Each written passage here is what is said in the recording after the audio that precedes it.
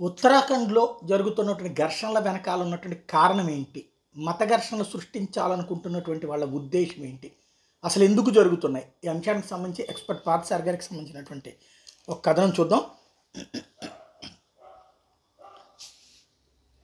ఆశ్రయించు, ఆక్రమించు. అది ఎలాంటి స్థలమైనా సరే ముందు ఆశ్రయించాలి, తర్వాత ఆక్రమించాలి. ఉత్తరాఖండ్ రాష్ట్రంలోని హల్ద్వానీ రైల్వే భూములను ఆక్రమించుకుని ఇళ్లు కట్టుకున్న కేసులో ఉత్తరాఖండ్ రాష్ట్ర హైకోర్టు మరియు సుప్రీంకోర్టు మధ్య ఉన్న భేదాభిప్రాయాలు సమస్యగా మారింది. ఉత్తరాఖండ్ హైకోర్టు ఏమో రైల్వే భూములను ఆక్రమించుకున్న వాళ్ళని వెంటనే ఖాళీ చేయమని ఆదేశాలు ఇచ్చింది. సుప్రీంకోర్టు మాత్రం రైల్వే భూములు ఆక్రమించుకోవడం తప్పు అంటూనే బాధితుల వైపు మానవతా దృక్పథంతో ఆలోచించండి అంటూ తీర్పిచ్చింది. ఓకే, ప్రభుత్వ భూమి అయినా ప్రైవేట్ వ్యక్తుల భూముల్ని అయినా ఆక్రమించుకున్న వారి పట్ల మానవతా దృక్పథంతో ఆలోచించాలన్నమాట. ఇలా అయితే లక్షల్లో వివిధ కోర్టులో ఉన్నటువంటి భూ వివాద కేసులను కూడా ఇదే మానవతా దృక్పథంతో చూడండి అంటూ ఏకపక్షంగా ఒకే తీర్పు అన్ని కేసులకు ఇస్తే సరిపోతుంది కదా. న్యాయస్థానాలకు కూడా పనిభారం ఉండదు. అప్పుడు వేసవి, వర్షాకాల, శీతాకాల సెలవులు తీసుకోవచ్చు మన న్యాయమూర్తులు, గంత వహించే న్యాయమూర్తులు. లేకపోతే ఉత్తరాఖండ్ రాష్ట్రంలోని హల్ద్వానీ రైల్వే స్టేషన్ భూమి ఆక్రమణ కేసు. హల్ద్వానీ రైల్వే స్టేషన్ అనుకున్న రైల్వే భూములను ఆక్రమించుకుని దాదాపుగా 4000 ఇల్లు కట్టారు ఆక్రమణదారులు. వీళ్ళందరూ ముస్లింలు, ఇతర ప్రాంతాల నుండి వచ్చినటువంటి వాళ్ళు. హల్ద్వానీ రైల్వే స్టేషన్ పక్క నుండి గౌలా అనే నది ప్రవహిస్తుంది. 2013లో రవిశంకర్ జోషి అనే వ్యక్తి ఉత్తరాఖండ్ హైకోర్టులో ఒక రిట్ పిటిషన్ దాఖలు చేశాడు. రవిశంకర్ జోషి తన రిట్ పిటిషన్లో హల్ద్వానీలో గౌలా నది పరివాహ ప్రాంతం అక్రమ ఇసుక తవ్వకాల్లో తన ఉనికిని కోల్పోతుంది కనుక వెంటనే చర్యలు తీసుకోమని రాష్ట్ర ప్రభుత్వానికి ఆదేశాలు ఇవ్వమని కోరాడు. ఈ కేసు విచారణ జరుగుతున్న సందర్భంలో గౌలా నది అక్రమ ఇసుక తవ్వకాలతో హల్ద్వానీ రైల్వే స్టేషన్ భూములను ఆక్రమించుకుని ఇల్లు కట్టుకున్న వారికి ప్రధాన పాత్ర ఉన్నట్టు వెల్లడైంది. దాంతో హైకోర్టు ఇండియన్ రైల్వేస్ని కూడా ఒక పార్టీని చేసింది ఈ కేసులో. Indian railways Haldwani railway station భూములను ఆక్రమించుకుని ఇల్లు కట్టిన వాళ్ళకి నోటీసులు ఇచ్చినా ప్రతిస్పందించడం లేదని చెప్పింది హైకోర్టుకి. 2016లో హైకోర్టు హల్ద్వానీ రైల్వే స్టేషన్ భూములను ఆక్రమించుకున్న వాళ్ళని ఖాళీ చేయమని ఆదేశాలు ఇచ్చింది. ఆక్రమణదారులు సుప్రీంకోర్టులో ఛాలెంజ్ చేశారు. 2017లో సుప్రీంకోర్టు బాధితుల ఆందోళన పరిగణలోకి తీసుకోమని ఆదేశాలు ఇచ్చింది. ఇక్కడ బాధితులు ఎవరిని బాధపెట్టారు? రైల్వే భూములను ఆక్రమించుకుని అక్రమంగా ఇల్లు కట్టుకున్న వారు బాధితుల.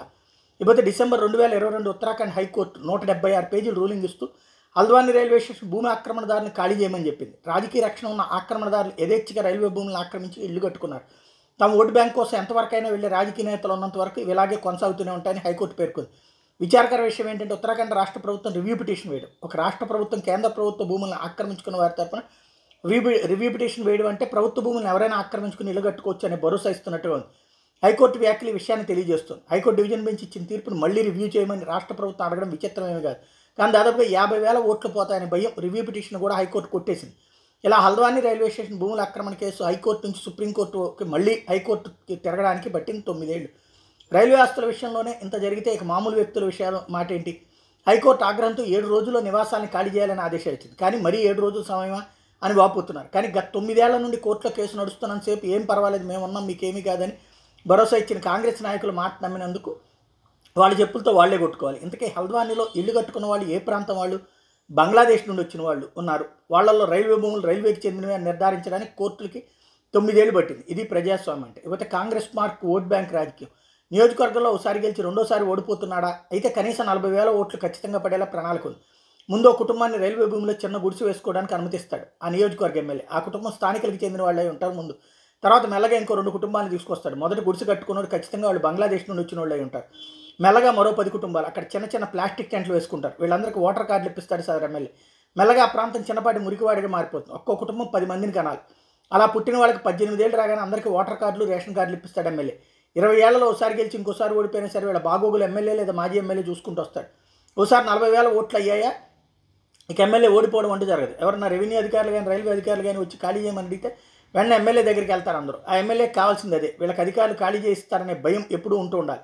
వాళ్ళకి భయం ఉంటుంది, ఓట్లు వేస్తూ ఉంటారు. హల్ద్వానీ రైల్వే స్టేషన్కి సంబంధించినటువంటి భూముల విషయంలో జరిగింది అలాగే.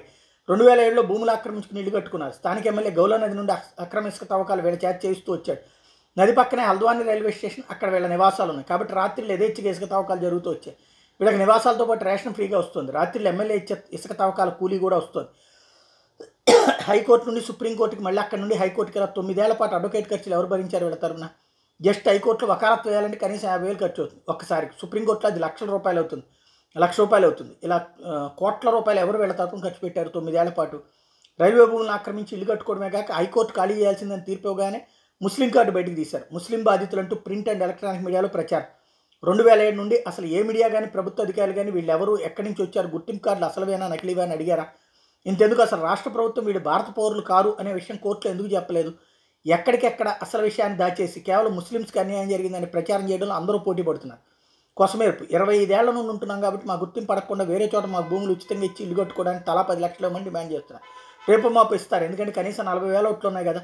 ఒక ఉత్తరాఖండ్ రాష్ట్రంలో కాదు, ఢిల్లీ నిజాముద్దీన్ రైల్వే భూములు, కలకత్తా, ముంబై ఇలా దేశవ్యాప్తంగా రైల్వే భూములు ఆక్రమణలో ఉన్నాయి. కనీసం 30 ఏళ్ల నుండి అన్ని చోట్ల ఒకే రీతిలో జరిగే ఎమ్మెల్యేల సహకారంతో.